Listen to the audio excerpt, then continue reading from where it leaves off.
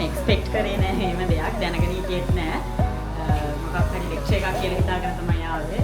හැබැයි ඇත්තටම ෆන්. මම කියන්නේ මූණු දැකලා තිබුණාට නම දන්නේ නැති කට්ටියක් හිටියා. ඒ අය නම හරි දැනගත්තා. මම හිතන්නේ අපි අර එක පැති වලින් ආපු අපිට අපි වන්දන ගන්න මේක හොඳ අවස්ථාවක්. හරිම උදාහරණයක් විතර අනිත් අයවත් අඳුර ගන්න හොඳයි. අපි කොම්බිනේෂන් එකක් හැදුනා.